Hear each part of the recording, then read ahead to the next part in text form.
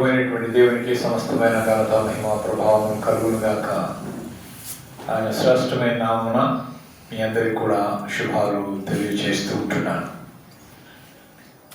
మనము 2025 సంవత్సరం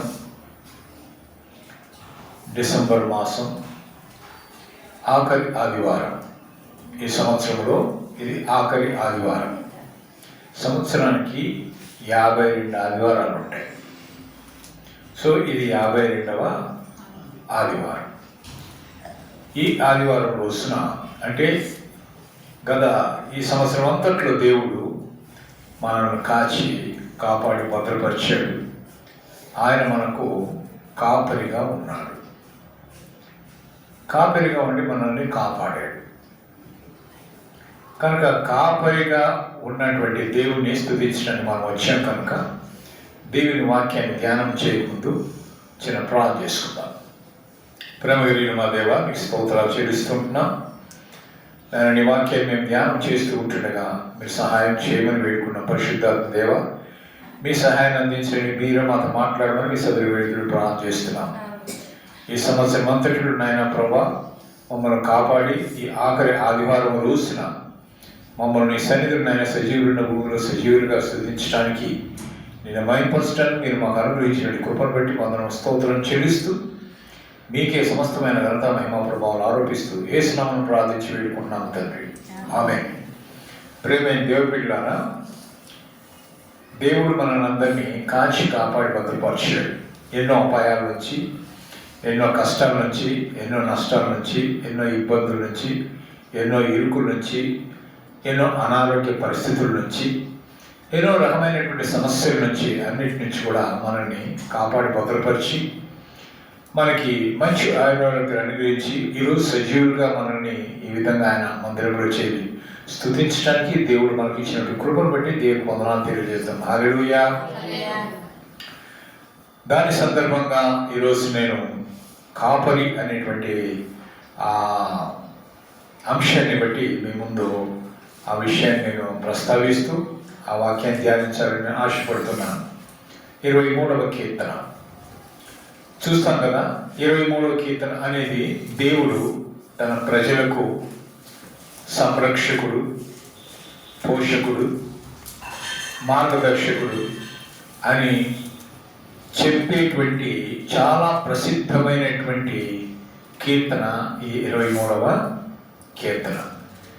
దీంట్లో మనము మొదటి వచనంలోనే ఆరంభంలోనే మనం చూస్తాం, యెహోవా నా కాపరి అని. అయితే ఇక్కడ మనం గమనించినట్లయితే 6 వచనాలు ఉన్నాయి. ఈ 6 వచనాలు మనం గమనించినట్లయితే పచ్చిక బయళ్ళల్లో విశ్రాంతి, నీటి ఊటల దగ్గర నడిపించబడటం, ఆత్మకు సేవ తీర్చబడటం, మన శత్రువుల ముందు భోజనం ఏర్పాటు చేయబడటం, మరి మరణపు లోయలో మనకు ధైర్యాన్ని కలిగించటం, దేవుని వాగ్దానాల వంటి అంశాలతో దేవుని యొక్క సంరక్షణ నమ్మకాన్ని ఈ యొక్క కీర్తన మనకు వివరిస్తుంది. బైబిల్లో అత్యంత ప్రజాదరణ పొందినటువంటి కీర్తనలో ఇది ఒక కీర్తన. దావీదు మరి ఈ యొక్క కీర్తన రాసినప్పుడు ఏ విధంగా పోలుస్తూ రాస్తున్నాడు అంటే, దేవునికి ఆయన బిడ్డలకి మధ్య ఉన్న సంబంధాన్ని ఈ కీర్తనలో చూపిస్తున్నాడు. అంటే ఎలా? ఒక గొర్రెల కాపరి, గొర్రెలు పోలుస్తూ, గొర్రెల కాపరికి గొర్రెలకు పోలుస్తూ రాసినటువంటిది. అంటే మనమందరం గొర్రెలము, ప్రభువైన యేసుక్రీస్తు వారు గొర్రెల కాపరి. ఒక కాపరి ఏ విధంగా గొర్రెలను కాస్తాడో దేవుడు కూడా మనల్ని ఆ విధంగా కాపాడుతున్నాడు అని పోలుస్తూ ఈ కీర్తనను రాస్తూ ఉంటున్నాడు. దేవుని మీద సంపూర్ణమైనటువంటి నమ్మకాన్ని, ఆయన రక్షణ మనపై ఆయన ఉన్నటువంటి ప్రేమను తెలియచేసేటువంటి సందర్భాలన్నింటినీ కూడా ఈ కీర్తనలో మనము చూడగలుగుతాం. కష్టాల్లో ఉన్నప్పుడు ఓదార్పునిచ్చేటువంటిది, మరి ఆయనకు అత్యంత ప్రియమైనటువంటి బిడ్డలుగా మనం ఉండాలని ఆయన యొక్క కోరిక. ఒక గొర్రెల కాపరి గొర్రెల్ని తను ఎంతగానో ప్రేమిస్తాడు. ఆ గొర్రెకి ఏదన్నా అయితే చాలా బాధపడతాడు. గొర్రె తప్పిపోతే ఎక్కడ పోయిందని వెతుకుతాడు. ఆ గొర్రె నడవలేకపోతే మెల్లగా నడిపిస్తాడు. అసలు బాగలేకపోతే దాన్ని పరామర్శించేవాడుగా ఉంటాడు. నడవలేని పరిస్థితులు ఉంటే భుజాన వేసుకొని నడుస్తాడు. అంటే ఆ పరిస్థితులు కూడా, అంటే ఆ గొర్రెల కాబట్టి ఇది నడవడం లేదు, ఈ కుంటిది అయిపోయింది, ఇది పనికి రాదులే ఇంకా అని చెప్పి వదిలేటువంటి వాడు కాదు. అంటే ఆ గొర్రెల కాపరికి ఎంత ప్రేమ ఉందో మన ఎడల కూడా ఆ మంచి కాపరైనటువంటి యేసు ప్రభువారు అంత ప్రేమ కలిగి ఉన్నాడని చూపించేటువంటిదే ఇది అన్నమాట. కనుక దేవుడిని గొర్రెల కాపరిగా తనను తాను ఒక గొర్రెగా భావించుకొని ఈ కీర్తనను వ్రాసి ఉంటున్నాడు. దేవుని యొక్క సంరక్షణ, మార్గదర్శకత్వము, తర్వాత పోషణ, శాశ్వతమైన ప్రేమ, అచంచలమైనటువంటి నమ్మకాన్ని తెలియచేసేటువంటిదే ఈ కీర్తన. మొదటి వచనంలో మనం చూస్తాం, ఏమని రాయబడు, యెహోవా నా కాపరి, నాకు లేమి కలుగదు. అంటే ఈ వచనము ఈ కీర్తన అంతటి కూడా మూల స్తంభం లాంటిది. దేవుడే మన కాపరి అని దావీదు ప్రకటించాడు. ఒక కాపరి తనకు అవసరమైనది, అంటే ఆ గొర్రెకు అవసరమైనది సమకూరుస్తాడు. అలాగే దేవుడు కూడా తన బిడ్డలైనటువంటి మనకు కావాల్సినన్నింటినీ కూడా ఆయన సమకూరుస్తాడు. మనకి ఏది అవసరమో అది సమకూరుస్తాడు. గొర్రెకి ఏది అవసరమో ఆ గొర్రెల కాపరి సమకూర్చినట్టుగా మనకు ఏది అవసరమో దేవుడు మనకు సమకూరుస్తాడు. మన భౌతికపరమైనటువంటి అవసరాలు కావచ్చు, లేకపోతే ఆధ్యాత్మికమైనటువంటి అవసరాలు కావచ్చు, వీటిలన్నింటినీ కూడా తీర్చేటువంటి వాడు, మనకి ఏది కొరత లేకుండా కూడా ఆయన చూసేటువంటి వాడు. కనుక మన కొరతలన్నింటినీ కూడా తీర్చగలిగినటువంటి వాడు అనమాట. కనుక మనము దేవుడి పేరు ఏం కలిగి ఉండాలా? పూర్తి నమ్మకం కలిగి ఉండాలి. ఎందుకంటే ఆయన మన కొరతలు తీర్చగలిగిన సమర్థుడైనటువంటి దేవుడు కనుక ఆయన మీద నమ్మకం పెట్టుకొని ఆయన మీద ఆధారపడేటువంటి వారుగా ఉండాలా. ఆయన సంరక్షణలో మనము ఉంటే క్షేమం. కనుక రెండవ వచనం చూస్తాను చూడండి, పచ్చికల చోట్లను ఆయన నన్ను పరుండజేస్తున్నాడు, శాంతికరమైన జలముల ఎదుగు నన్ను నడిపించున్నాడు. అంటే దేవుడు మనకు విశ్రాంతిని, శాంతిని ఇచ్చేవాడని ఇక్కడ మనం తెలుస్తూ ఉంటుంది. పచ్చిక ఇది గొర్రెలకు ఆహారం కదా.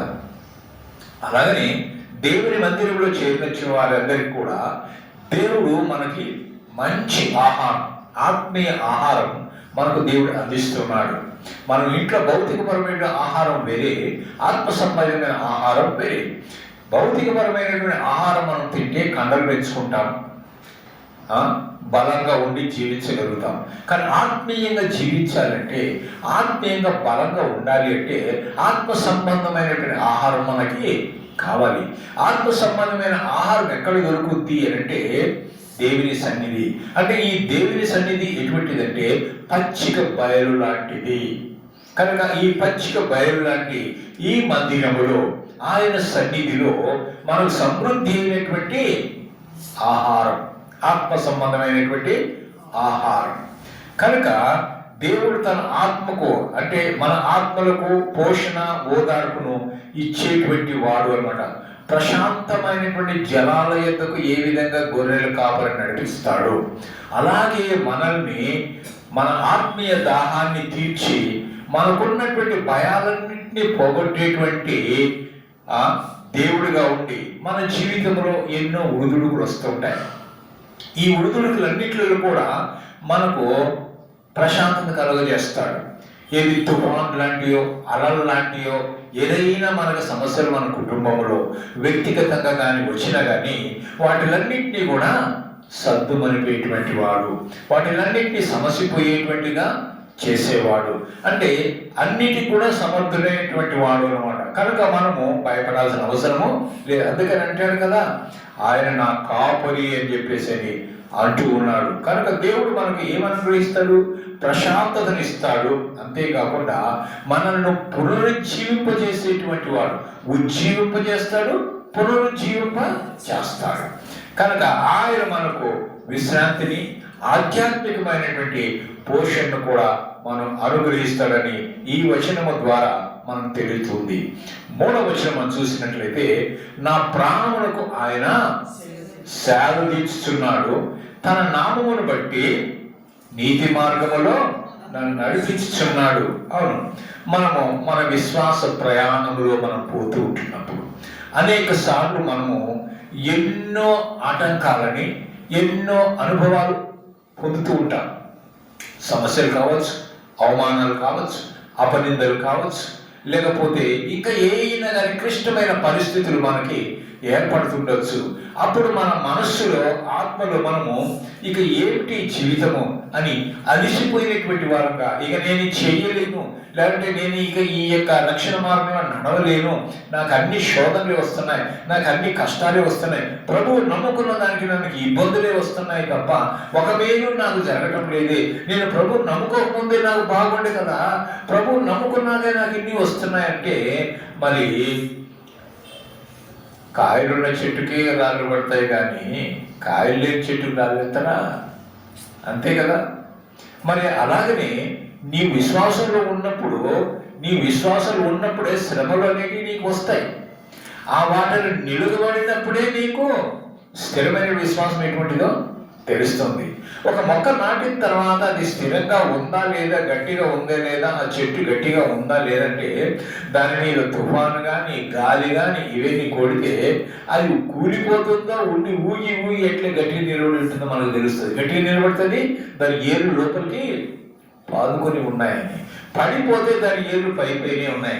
అలాగనే విశ్వాస జీవితాలు ముందుకు పోతూ ఉన్నప్పుడు ఎన్ని అలలు లాంటి, తుఫాన్ లాంటి, గాలి లాంటి కానీ సమస్యలు కానీ ఏదైనా వచ్చింది అని అంటే నువ్వు పడిపోయి ఉన్నావా, లేకపోతే స్థిరంగా ఏరుపారిన జీవితం కలిగి ఎన్ని వచ్చినా అటు ఇటు ఊపిరాడిచ్చినా, సమస్యలు వచ్చినా, నేను బాధ పెట్టినా, నేను తిప్పు పెట్టినా కానీ నీవు ఇంకా గట్టిగా నిలబడినావంటే అది స్థిరమైనటువంటి విశ్వాసం. మీ జీవితంలో అటువంటి సమస్యలు ఎన్నో వచ్చి ఉండొచ్చు, కష్టాలు వచ్చి ఉండొచ్చు, వ్యతిరేకతలు వచ్చి ఉండొచ్చు, బయట నుంచి హేళన వచ్చి ఉండొచ్చు. నువ్వు ప్రభువు నమ్ముకున్న దానికి ఇట్లయింది, నువ్వు నమ్ముకోకముందు ఇట్టున్నావు కదా, నమ్ముకున్న దానికి ఇట్లయింది అని చెప్పేసి అంటే నిరసించిపోయినటువంటి పరిస్థితులు కూడా వచ్చి ఉండొచ్చు. నీవు కూడా ప్రశ్న వేసుకుంటే అవును కదా, నిజమే కదా అని అనుకుని ఉండొచ్చు. కానీ అన్నిట్లలో కూడా చాలిన దేవుడు ఆయన కనుక నీ కష్టంలో కూడా ఆయన ఎదురుగా నిలబడి ఆ యొక్క తుఫాన్ ఆపినట్టుగా నీ కష్టాలన్నింటినీ కూడా ఆయన ఆపగలిగినటువంటి వాడు. కనుక అలసిపోయినప్పుడు కూడా ఆయన ఏం చేస్తాడు? ఇంకా నేను అలసిపోయానయ్యా, నేను ఇంకా చేయలేనయ్యా, నేను నడవలేనయ్యా, నాకు ఇది కాదయ్యా అనుకున్న సమయంలో కూడా ఆయన ఆదరించి సేద తీర్చేటువంటి వాడు. ఆయన మనకు సరి అయినటువంటి మార్గంలోనే నడిపించేటువంటి వాడు. ఇప్పుడే మనం పాట పాడుకుంటున్నాం కదా, నడిపిస్తాడు నా దేవుడు అని. ఎక్కడ నడిపిస్తాడు? ముళ్ళ చెట్లలోకి నడిపిస్తాడా? రాజమార్గంలో నడిపించేటువంటి వాడు, అడ్డదారులు నడిపించేటువంటి వాడు కాదు, వంకర్ టిక్కర్ మార్గం నడిపించేటువంటి వాడు కాదు, స్ట్రైట్ గా కదండి. కనుక ఆయన మనకు సరి అయిన మార్గాలను చూపిస్తాడు, నీతి మార్గాల్లో ఆయన మనల్ని నడిపిస్తాడు. ఇది ఆయన ఘనతకు, నామం కోసమే. కనుక మనం తప్పుతో పట్టినప్పుడు కూడా ఆయన ప్రేమతో మనల్ని సరిచేసి సరి అయిన మార్గములో నడిపించేటువంటి వాడు. మన సంబంధాన్ని దేవునితో తిరిగి పునరుద్ధరించేటువంటి వాడు. విశ్వాసులు ఈ లోకంలో ఉన్నంత కాలం కూడా నాకు చాలా మేలు జరుగుతుంది, నాకు చాలా అది జరుగుతుంది అనుకోబాకండి. విశ్వాసులు అయినటువంటి తప్పకుండా ఏమొస్తాయి? సమస్యలు, కష్టాలు వస్తాయి. అవి రావాల్సిందే. అవి వస్తేనే మనం ఒప్పుతాం, అవి వస్తేనే మోకరిస్తాం, అవి వస్తేనే దేవుణ్ణి అడుగుతాం, ప్రార్థన చేస్తాం. అవి రాకపోతే సమృద్ధిగా ఉందనుకో అని లెక్క పెడతాం. ఆయన దేవుణ్ణి అవసరం తీరిపోయింది అనుకుంటాం. కానీ ఎప్పుడైతే మనం లోటు కనిపిస్తుందో ప్రభా ఇది లేదు, ఎప్పుడైతే అనారోగ్యం వస్తుందో ప్రభా స్వస్థపరచంటాం. అనారోగ్యం వచ్చినప్పుడు డాక్టర్ దగ్గరికి వెళ్తాం కదా, అనారోగ్యం రాకపోతే డాక్టర్ దగ్గరికి వెళ్ళాం కదా. అలాగనే మనకు సమస్య వచ్చినప్పుడు సమస్య తీర్చగలిగినటువంటి దేవుని దగ్గరికి అప్పుడు వెళ్తాం. కనుక అన్ని విషయాలలో మనము ఈ లోకంలో ఉన్నప్పుడు అలసట, విషమ పరీక్షలు కూడా వస్తూ ఉంటాయి. విశ్వాసం తప్పకుండా వస్తాయి. విషమ పరీక్షలు.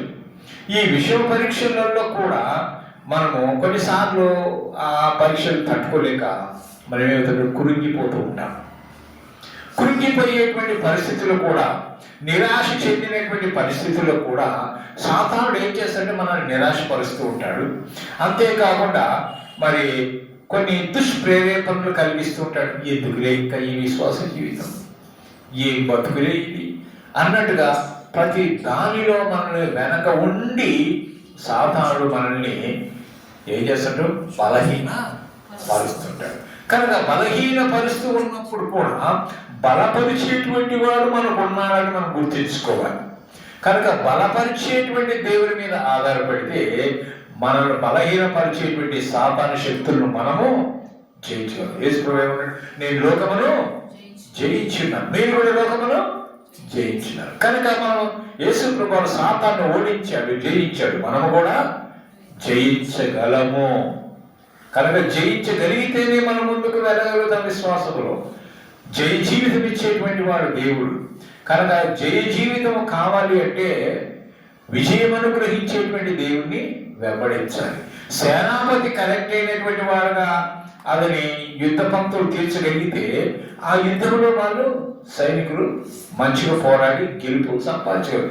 ఆ నాయకుడే సరిగా లేకపోతే ఆ యొక్క సైనికులే పారిపోతారు కదా. అలాగనే మన నాయకుడు సరి అయినటువంటి వాడు, మన నాయకుడు యుద్ధశూరుడైనటువంటి యెహోవా అని ఆయనకు పేరు. కనుక ఎవరితో యుద్ధం చేస్తాం మనం ఈ లోకంలో విశ్వాస జీవితంలో ఉన్నప్పుడు? సాతానుతో మనం యుద్ధము చేస్తాం. మనం పోరాడున్నది శరీరులతో కాదు. ఎవరితో పోరాడతాం? ఆకాశ సంబంధమైనటువంటి దురాత్మల సమూహముతో మనం పోరాడుతున్నాం. కనుక దుష్ట శక్తులతో మనం పోరాడుతున్నాం. అంటే సాతానుతో మనం పోరాడుతున్నాం, సాతాను యొక్క అనుచరులతో మనం పోరాడుతున్నాం.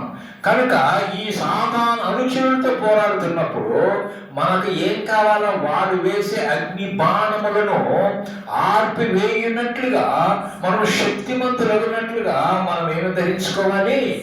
సర్వాంగ కవచాన్ని ధరించాలి. సర్వాంగ కవచం అంటే పైనుంచి తల నుంచి కింది దాకా కవచం ధరించినటువంటి తలకు శిరస్త్రానం కదా. బాడీకి ఏం వేసుకుంటారు? బుల్లెట్ ప్రూఫ్ అని అంటాం కదా. మీరు ఆ యొక్క వాక్య భాగాలు మనం ఎఫెసీయులకు రాసిన పత్రికలో మనం చూస్తాం. ఎఫెసీయులకు రాసిన పత్రిక 6వ అధ్యాయం చూడండి. ఎఫెసీయులకు రాసిన పత్రిక 6వ అధ్యాయం, అక్కడ మనకు కనిపిస్తుంది ఆయన ఏమేమి ఉన్నాయా మనకు అక్కడ కనిపిస్తుంది. చూడండి, ఒకసారి చూసి చదవండి. ఏలయనగా మీ నడుమునకు సత్యమనే దట్టిని కట్టుకొని నీతి అనే మైమరును తొడుగుకొని పాదములకు సమాధాన సువార్తల సిద్ధమైన మనస్సును జోడును తొడుగుకొని నిలబడుడి. ఇవన్నీ గాక విశ్వాసమనే డాలును పట్టుకొని దానితో మీరు దుష్టుని అగ్ని బాణములను అన్నిటిని ఆర్పివేయుటకు శక్తిమంతులగుదురు.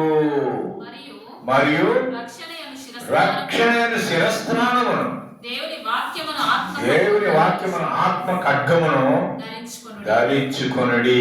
చూసారండి, ఇవన్నీ ఇదన్నమాట ఆర్మర్ కదా. ఇది దాన్ని మనం అంటాం సర్వాంగ కవచము అని అంటాం. ఇవన్నీ ధరించుకొని మనం ఎవరితో యుద్ధం చేస్తున్నాం? సాతానుతో యుద్ధం చేస్తున్నాం. కనుక మనం జయమిచ్చేటువంటి వాడు ఆయనే. కనుక ప్రియమైన దేవుని బిడ్డలారా, ఇప్పుడు గొల్లియాతు నిలబడ్డాడు, ఇక్కడ దావీదు నిలబడ్డాడు. గొల్లియాతు సర్వాంగ కవచం ధరించుకున్నట్టుగా అన్ని కవచాలు ధరించుకొని ఉన్నాడు. కానీ దావీదు దగ్గర ఏమన్నా ఉన్నదా? ఏమీ లేదు. అయితే ఈయన ఎవరి పేరిట వస్తున్నాడు? వారి యొక్క బలమును బట్టి యుద్ధానికి వస్తున్నాడు. కానీ దావీదు ఎవరి పేరిట వస్తున్నాడు?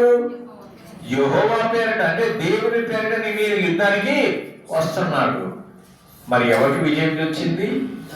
దావీదుకే వచ్చింది. ఇంత పెరుగైనటువంటి వాడు, ఇంత బలాఢ్యుడైనటువంటి వాడు, ఇన్ని ఆయుధాలు కలిగినటువంటి వాడు, ఇన్ని కవచాలు ధరించినటువంటి వాడు, ఒక ఒడిసెల రాయితో ఏ కవచము లేనటువంటి వాడు, దేవుని మీద ఆధారపడినటువంటి వాడు, దేవుని శక్తిని పొందినటువంటి వాడు, దేవుని మీద భయభక్తులు కలిగినటువంటి వాడు, ఆయన్ని కాపరిగా ఎంచుకున్నటువంటి వాడు ఒక ఒడిసెల రాయితో అంత గొప్ప వ్యక్తిని నేల పడగొట్టాడు. ఈరోజు మనం శక్తిహీనుడమే. మనకన్నా శక్తిమంతుడు ఎవరు? సాతాను. కానీ ఆ శక్తిమంతుడైన వాడిని జయించటానికి అంతకన్నా శక్తిమంతుడు మన యేసయ్య. కనుక ఆ శక్తిమంతుడైనటువంటి దేవుణ్ణి మనము కలిగి ఉన్నప్పుడు దావీదు వలె మనము సాతాన్ని ఏం చేయగలుగుతాం? జయించగలుగుతాం. కనుక మన నిరాశలలో కృంగిపోయిన సమయాలలో కూడా మరి కాపరి ఏ విధంగా ఆ గొర్రెల్ని పరామర్శిస్తాడు, ఆ విధంగా దేవుడు కూడా మనల్ని పరామర్శించి మన ఆత్మకు సేద తీర్చి ఓడించేటువంటి వాడని కీర్తన ద్వారా మనము తెలుసుకుంటున్నాం. మనల్ని నీతి న్యాయ మార్గాల్లో నడిపించేటువంటి వాడు, ఎన్నడూ కూడా వక్రమైనటువంటి మార్గాల్లో లేకపోతే మోసకరమైనటువంటి మార్గాల్లో లేకపోతే ఇరుకులు ఇబ్బందులు ఉండేటువంటి మార్గాలలో భ్రష్టత్వములోకి నడిపించేటువంటి వాడు కానే కాదు. కనుక ప్రియమైన దేవుని బిడ్డలారా, గొర్రెల కాపరికి గొర్రెలతో ఏ విధంగా సంబంధం ఉందో యేసు ప్రభు వారికి మనకు అటువంటి సంబంధము ముడిపడి ఉంది. ఆయన గొర్రెలు ఏ విధంగా గొర్రెల కాపరి కాపాడుతుంటాడో మన దేవుడు కూడా ఆ విధంగా మనల్ని కాపాడుతూ ఉంటాడు. ఆయన సత్యము, న్యాయము, యథార్థతతో కూడినటువంటి దారుల్లోనే మనల్ని నడిపిస్తాడు. 4వ వచనం చూద్దాం, చూడండి. గాఢాంధకారపు లోయలో నేను సంచరించినను ఏ అపాయములకు భయపడను, నీ తోడయ్యందువు, నీ దుడ్డు కర్రీ, నీ దండమును నన్ను ఆదరించును. చూసారండి, జీవితంలో కష్టాలు, సవాళ్ళు, మరణపు నీడలు లాంటి భయంకరమైన పరిస్థితులు మన జీవితంలో ఎదురైనప్పటికీ కూడా మనం భయపడాల్సిన అవసరము లేదని ఈ వచనం చెప్తుంది. ఎందుకంటే దేవుడు మనతో ఉన్నాడు. ఆయన చేతులు ఏముంది? కాపరి చేతులు ఏముంది? దుడ్డు కర్ర. ఏమండి, ఇంకా ఏముంది? దండం. 2 ఉన్నాయి కదా, దుడ్డు కర్ర, దండం. కాపరి తన కర్ర, దుడ్డు కర్ర, దండంతో గొర్రెలను ఏ విధంగా నడిపిస్తాడో, రక్షిస్తాడో అలాగనే దేవుడు కూడా దండము అనంటే క్రమశిక్షణకు గుర్తు. దండము అంటే క్రమశిక్షణకు గుర్తు, కర్ణ అనేది రక్షణకు గుర్తు. కనుక మనకు భద్రతను, ధైర్యాన్ని, నెమ్మదిని ఇస్తాడు. ఎందుకంటే ఆయన చేతిలో ఏముంది? దండముంది, దుడ్డు కర్ర కూడా ఉంది అన్నమాట. కనుక మనల్ని ధైర్యం ఇచ్చి, నెమ్మది ఇచ్చి, మనల్ని ఓదార్చి, మనకు భద్రతనిచ్చేటువంటి దేవుడిని మీకు జ్ఞాపకం చేస్తున్నాను. క్రీస్తు గొర్రెలకు మరి చీకట్లు కుంగదీసే పరీక్షలు వచ్చినప్పటికీ కూడా ఆ పరీక్షలన్నిటి నుంచి కూడా జయమిచ్చేటువంటి వాడు, విజయం ఇచ్చేటువంటి వాడు. చివరికి మరణము మనకు వాటిల్లినప్పటికీ కూడా, మరణ ఛాయలో మనము ప్రవేశించినప్పటికీ, మరణ లోయలో మనము నడుస్తున్నప్పటికీ కూడా ఆ లోయలో కూడా ఆయన తోడుగా ఉండేటువంటి వాడు. దానియేలు తీసుకొచ్చి సింహపు బోరులో వేసినప్పుడు, సింహపు బోరులో దేవుడు వారి సింహాల నోట్లను మోయించాడు. అగ్ని గంధకములు మండేటువంటి దాంట్లో ఆ గుండములో శత్రుకు మిషత్రులను అభిజ్ఞకులను వేసినప్పుడు కూడా వారి మధ్యన ఉండి ఆయన వారిని రక్షించాడు. అంటే ఆ అగ్ని పరీక్షలు లాంటివి మనకు విశ్వాస జీవితం వచ్చినా కానీ శత్రుకు మిషత్రులను అభిజ్ఞకులను కాపాడగలిగిన దేవుడు, దానియేలును కాపాడగలిగిన దేవుడు, దావీదును కాపాడగలిగిన దేవుడు ఈనాడు మనకు కూడా ఉన్నాడు. మనల్ని కూడా ఆయన రక్షించగలిగినటువంటి వాడు అని ఈ యొక్క కీర్తన ద్వారా మనకు జ్ఞాపకం చేస్తున్నాడు. కాబట్టి మనం భయపడాల్సిన అవసరం లేదు. మన కాపరి సర్వ సృష్టికర్త అయినటువంటి వాడు, మరి సర్వశక్తి కలిగినటువంటి వాడు. అందుకు మనం భయపడాల్సిన అవసరము లేదన్నమాట. కనుక ప్రియమైన దేవుని బిడ్డలారా, గొర్రెల కాపరి గొర్రెల ఎడల ఏ విధంగా శ్రద్ధ కలిగి ఉంటాడో మన ప్రభువు కూడా మన ఎడల అంత శ్రద్ధ కలిగి ఉంటాడు. మన తల్లి అయినా మరిచిపోతుందేమో కానీ ఆయన మరిచేవాడు కాదు. తల్లి అయినా మరిచినా నేను నిన్ను మరువను, నిన్ను విలువను ఎడబాయను అన్నాడు. చూడును నిన్ను నా చేతిలో అరచేతులు చెప్పుకొని ఉన్నాడు. ఇంత శ్రద్ధ వహిస్తున్నటువంటి వాడు మనం ఏం చేస్తున్నామో ఆయన చూస్తున్నాడు, మనం ఏం తలచుతున్నామో ఆయన గ్రహించగలుగుతున్నాడు. మనం చెయ్యపోయేది కూడా ఆయనకు తెలుసు, చేస్తున్నది తెలుసు, చేసినది కూడా తెలుసు.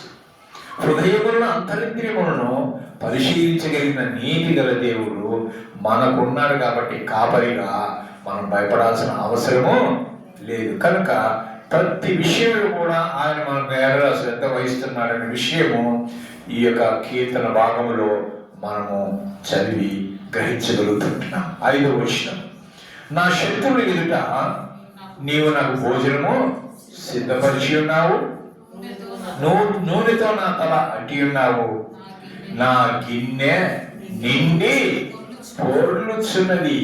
గిన్నె పొరలాలంటే గిన్నె నింపబడాలి కదా, గిన్నె నిండితేనే పొర్లుతుంది. అంటే సంతోషము చేత, ఆత్మ చేత నింపబడినటువంటి జీవితం మనం కలిగి ఉంటాం. కనుక దేవుడు మనము చూస్తుంటాం కానీ మన శత్రువులైనటువంటి వారి ఎదుటిని మన తలకు పైకెత్తేటువంటి వాడు, మన ఉన్నత స్థలంలోకి తీసుకుని వచ్చేటువంటి వాడు, మన తల పై ఉండేటువంటిగా చేసేవాడు, మన చేతుల పై ఉండేటువంటిగా చేసేటువంటి వాడు. ఎప్పుడు ఆయనకు లోబడి ఉన్నప్పుడు, ఆయన మాటలు విన్నప్పుడు, విధేయత కలిగి ఉన్నప్పుడు, అప్పుడు మనల్ని ఆయన ఏం చేస్తాడు? మన శత్రువులు ఎదుట మనకు భోజనము సిద్ధపరుస్తాడు. వారి ముందు మనల్ని ఆశీర్వదించి మనకు కావలసిన అవసరాలన్నీ కూడా ఇచ్చేటువంటి వాడు.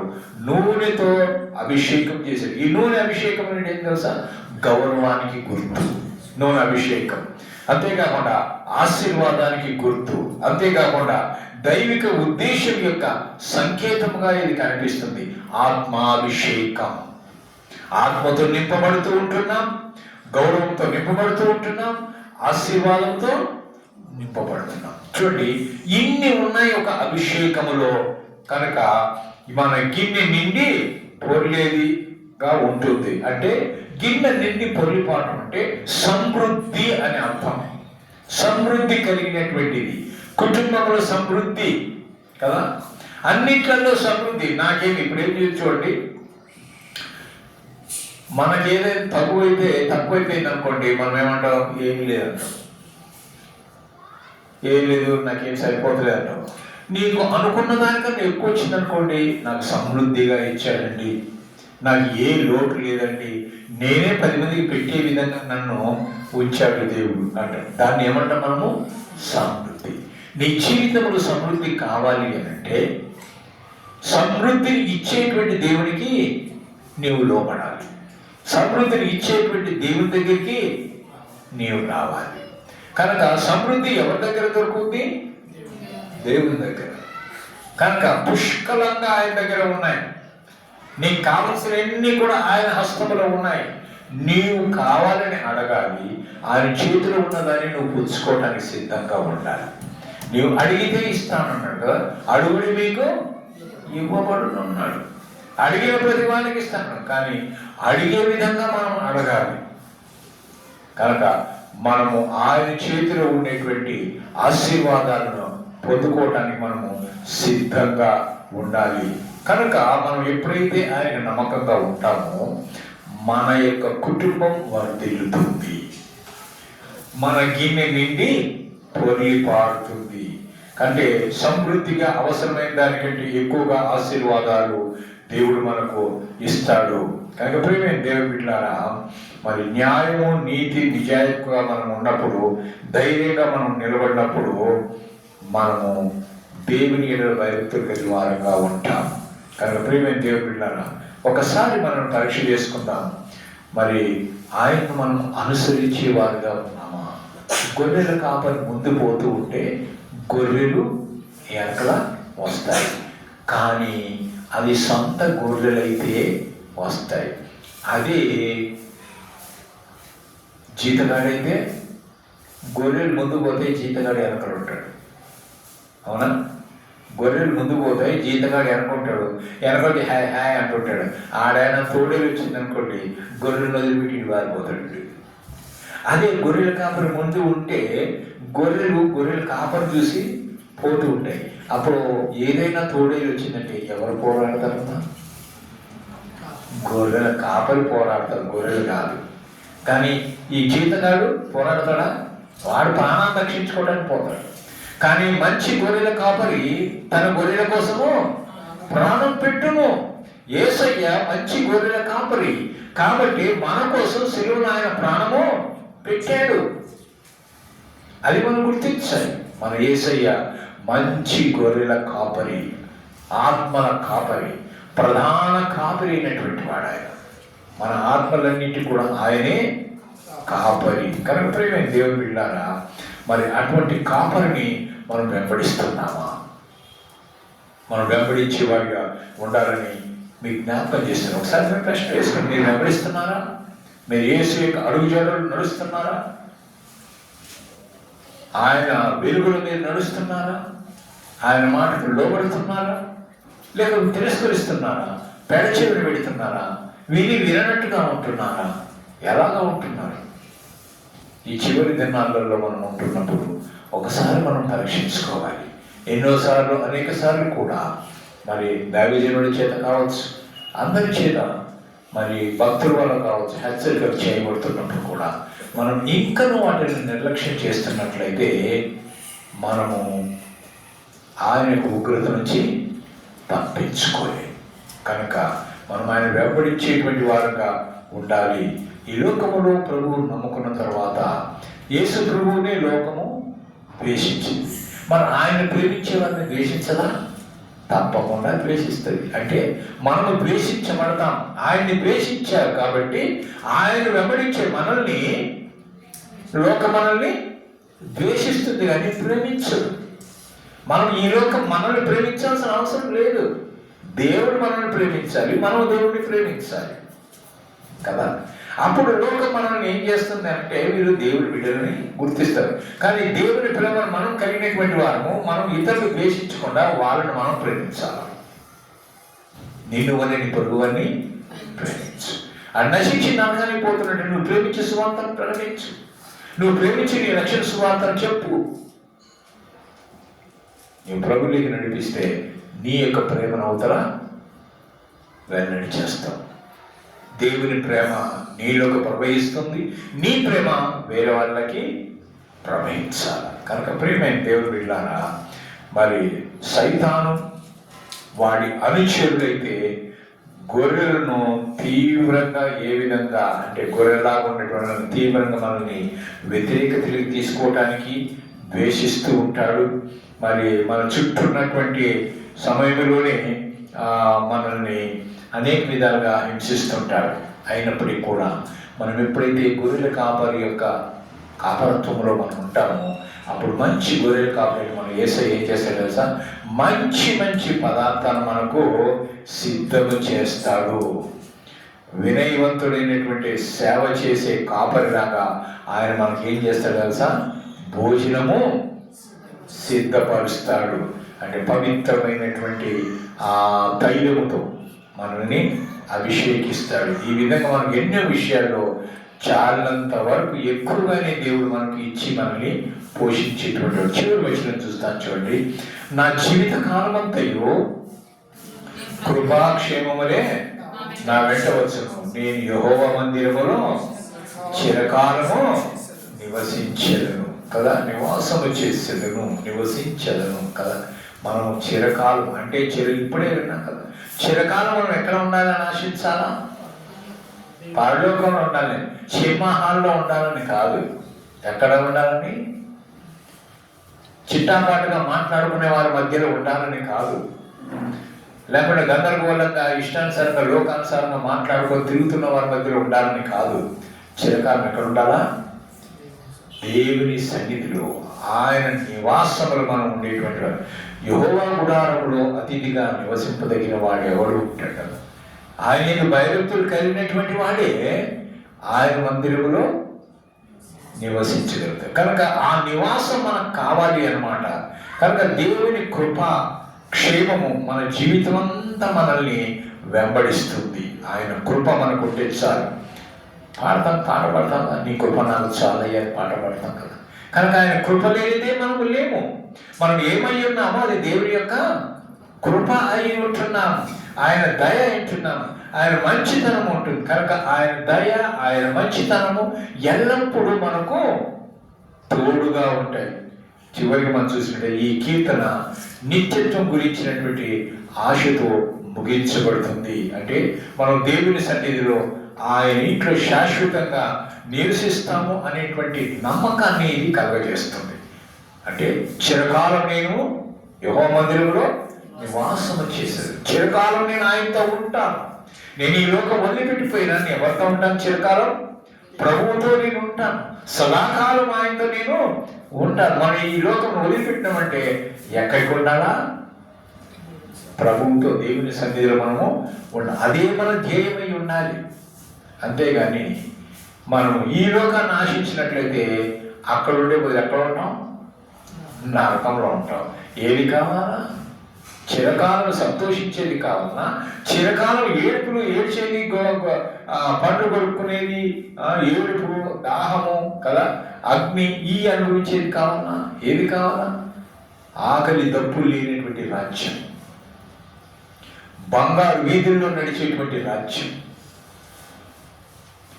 దేవునితో ఎల్లప్పుడూ స్తుతి స్తోత్రములు చెల్లించేటువంటి ఆ రాజ్యములో నీవు నివాసం చేసేవారుగా ఉండాలి.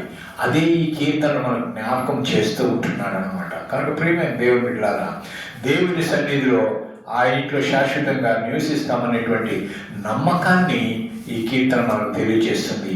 ఈ భూమి పైన ఆయనతో నడిచిన తర్వాత పరలోకంలో ఆయనతో నిత్య జీవితాన్ని గడపడానికి గురించే ఈ కీర్తన చివరి వచనం మాట్లాడుతుంది. దేవుడు తన ప్రజల పట్ల చూపేటువంటి అపారమైనటువంటి ప్రేమ, నిరంతరమైనటువంటి సంరక్షణ, ఆయన దయ మనకు ఉంటుంది ఆయన యొక్క కాపరత్వంలో ఉంటే.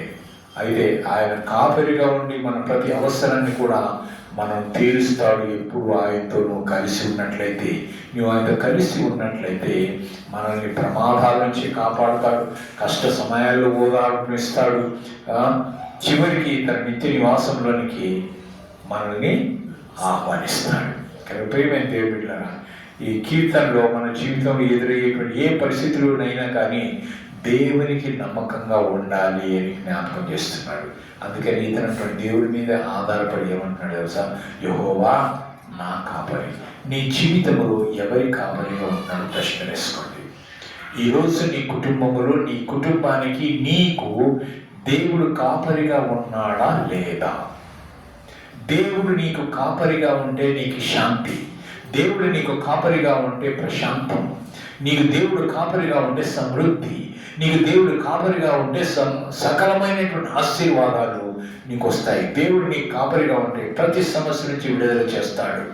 దేవుడు నీకు కాపరిగా ఉంటే ప్రతి విధమైన క్లిష్ట సమస్యలు కూడా నీకు తోడుగా నిలిచి, నీ కష్ట సమయంలో కూడా నేను ఓదార్చి నిన్ను విశ్వాసిగా నిలబెడతాడు. కనుక మరి జక్కయ్య ఇంట్లోకి యేసు ప్రభు వచ్చినప్పుడు, తను ఆహ్వానించినప్పుడు జక్కయ్యకి ఎంత మార్పు వచ్చింది? అనుకోనటువంటి మార్పు వచ్చింది. అక్కడ ఉన్నటువంటి వారందరూ ఎవ్వరూ ఊహించలేదు. ఊహించారా? ఎవరు ఊహించలేరు. వెంటనే లేచాడు. ఏమన్నాడు? నేను ఎవరి వద్దైనా కానీ అన్యాయముగా తీసుకున్నట్లయితే వారిని నేను ఎంత ఇస్తాన్నాడు? 400 చెల్లిస్తానన్నాడు. చూసండి, మరి యేసు ప్రభు చూసి, ఎవరు జక్కయ్య నువ్వు ధనవంతుడు ఎంత అన్యాయంగా సంపాదించావు పేదరికి అని చెప్పి అన్నానా? ఏమీ అనలే. అనకుండానే యేసు ప్రభు వాళ్ళ ఇంట్లో ప్రవేశిస్తుండగా అతనంత మార్పు వచ్చింది. రక్షణ ఇంటికి వచ్చింది అన్నాడు యేసు ప్రభు వారు. మరి నీ ఇంటిలోకి, నీ కుటుంబంలోకి, నీ హృదయంలోనికి యేసు ప్రభు వస్తే జక్కయ్యలో వచ్చినటువంటి మార్పు నీలో కూడా వస్తుంది, నీ కుటుంబంలో కూడా వస్తుంది. మరి ఆ యేసయ్య కాపరిగా నీ కుటుంబానికి ఉంటున్నాడా? కాపుదల కావాలి, సంరక్షణ కావాలి. 2025 సంవత్సరం అంతట్లో కూడా దేవుడు మిమ్మల్ని కాపాడినాడు, భద్రపరిచినాడు. ఎన్నో అపాయాల నుంచి, ఎన్నో అనారోగ్యత నుంచి, ఎన్నో బలహీనతల నుంచి, ఎన్నో ఇబ్బందుల నుంచి, ఎన్నో సమస్యల నుంచి, అన్నిటి నుంచి కూడా విడుదల చేసుకుంటూ ఒకదాని వెంట నేను విడుదల చేసుకుంటూ ఈ దినాల వరకు నిన్ను క్షేమంగా తీసుకొచ్చి ఉంచానంటే అది దేవుని యొక్క ఉచితమైనటువంటి కృప. కనుక ఆ కృప కలిగినటువంటి దేవుణ్ణి ఇప్పటికైనా కానీ ఎవరైనా కానీ ఇంకా ప్రభువును అంగీకరించకుండా, ఆయన కాపురత్వంలోనికి రాకుండా ఇంకా నిర్లక్ష్యం చేస్తున్నట్లయితే ఒక మంచి అవకాశం ఇస్తూ ఉంటున్నాడు. ఆ అవకాశాన్ని మనం ఏం చేయాలా? సద్వినియోగం చేసుకుందామా, దుర్వినియోగం చేసుకుందామా? సద్వినియోగం సద్వినియోగం చేసుకున్నటువంటి వారు అదృష్టవంతులు, ధన్యులు అంటారు. ధన్యులు అనేదని ఇంకో భాషలు చెప్పాలంటే ఏమంటాం? పర్యాయ పదం అదృష్టవంతులు. మీకు అదృష్టం కావాలా, దురదృష్టం కావాలన్నా? ప్రతి ఒక్కరు అదృష్టవంతులుగా ఉండాలి అనుకుంటారు, కానీ ప్రతి ఒక్కరు సంతోషంగా ఉండాలనుకుంటారు, కానీ ఎవరు కూడా విచారంగా లేకుంటే దుఃఖకరంగా ఉండాలనుకోరు. ఎల్లప్పుడూ సంతోషంగా ఉండాలి. కనుక మనం ఎప్పుడైతే ప్రభువును మన హృదయంలోనికి ఆహ్వానిస్తామో, ఎప్పుడైతే ప్రభు మన హృదయంలో జన్మిస్తాడో అప్పుడే అసలైన క్రిస్మస్ కదా. మనం మనని చేసుకున్నాం కదా క్రిస్మస్ అంటే. ఏదో అట్టహాసంగా పట్టవలుగా అవి డెకరేషన్ ఇవి చేసుకొని వండుకొని తిని ఇవి కాదు పండగ అంటే. క్రిస్మస్ అంటే ఏంటి అంటే యేసు ప్రభు వారు నీ హృదయంలో జన్మిస్తే క్రిస్మస్. ఆ జన్మించినటువంటి ప్రభువును నువ్వు వెంబడిస్తే ఆయనకి శిష్యులలో ఆయన కాపురత్వం కింద ఉంటే ఆయన గొర్రెవు నువ్వు, ఆయన మన యొక్క కాపరి. కనుక నీకు ఆయన కాపరిగా ఉంటే నీకు ఏ కొదువ ఉండదు. నీ కొదువు లేకుండా ఉండాలి అంటే ఆ కాపరి యొక్క కాపరత్వం కిందకి రావాలి. యేసుప్రభు వారు మాట ఏమంటే, నా గొర్రెలు నా స్వరము వినడు. ఎవరు వినేది? ఆయన గొర్రెలు ఆయన స్వరము వింటాడు. ఆయనకు తెలుసు, కాపరికి తెలుసు ఏ గొర్రెకు ఏ పేరుందో. ఆ పేరు పెట్టి పిలిస్తే అన్ని గొర్రెలు పేరు పెట్టి పిలిచి ప్రత్యేకంగా ఆ గొర్రెనే వస్తాయి కదా. అలాగనే మనం స్కూల్లో ఉన్నప్పుడు, క్లాస్ రూమ్లో ఉన్నప్పుడు కూడా ఒక 50 మంది పిల్లలు ఉండని అందరి పేర్లు ఆ టీచర్లు తెలుస్తాయి, అవునా కదా. వాడు ఒక పేరు చెప్పినట్టే వాడే లేచేస్తారు, మిగతా వాళ్ళు లేచేస్తారా? లేచినా కదా. అట్లనే గొర్రెల కాపరి పేరు పెట్టి పిలుస్తాడు. మనమందరం గొర్రెలం కదా, మనల్ని కూడా పేరు పెట్టి ఇస్తాడు. కనుక ఆయనకి ఇష్టమైనటువంటి టీచర్, కొంతమందికి ఇష్టమైన పిల్లలు ఉంటారు కదా, బాగా చదువుతూ ఉంటే, ఫస్ట్ మార్క్ తెచ్చుకుంటూ ఉంటే, విధేయత కలిగి ఉంటే ఆ టీచర్కి ఎంతో ఇష్టం కదా. ఆయనకి ఏం రాకపోయినా ఏం చేస్తారంటే పాస్ మార్కులు వేసేస్తుంది. ఎందుకు? ఆడు విధేయత కలిగి, వినయం కలిగి, చెప్పిందలు చేస్తూ ఉండి, అన్నీ కూడా క్లాస్లో డిసిప్లిన్గా ఉంటే ఆ విధేయతను బట్టి ఏం చేస్తారు? ఇంటర్నల్ మార్క్స్ ఎక్కువ వేస్తారు కదా. అలాగా మన ఆశీర్వాదాలనేవి ఆ విధంగా వస్తాయి. ప్రియమైన దేవుని యొక్క కాపరత్వంలోని మనం రావాలి. కనుక మన జీవితాల్లో ఆయన మన కాపరిగా ఉన్నాడా? లేకపోయినట్లయితే, అయ్యా నా జీవితంలోనికి నీ ఒక కాపరిగా రమ్ము, నా హృదయంలో శాంతిని సమాధానాన్ని నాకు అనుగ్రహించు అని నీవు అడిగితే తప్పకుండా ఆయన నీకు అనుగ్రహిస్తాడు. అటు కృప మనకు దేవుడు అనుగ్రహించిన కాక ఆమె ప్రార్థన చేసుకుని. ప్రేమ కలిగిన మా దేవ నీకు స్తోత్రాలు చెల్లిస్తూ ఉంటున్నాం. మరి నీ వాక్యం ద్వారా మీరు మాతో స్పష్టంగా మాట్లాడేందుకు స్తోత్రాలు. మీరు మాకు కాపరిగా ఉన్నారని మేము నాయన తండ్రి గ్రహించి మీ కాపరత్వంలోకి రావటానికి నాయన మాతో మాట్లాడిన విధానం బట్టి మీ స్తోత్రాలు చెల్లిస్తున్నాం. వెతుకున్నట్టు వాక్యం పొందుతారు ఫలిపిస్తున్నాయి పదమని యేసు నామమున ప్రార్థించి వేడుకుంటున్నాము తండ్రి. ఆమేన్.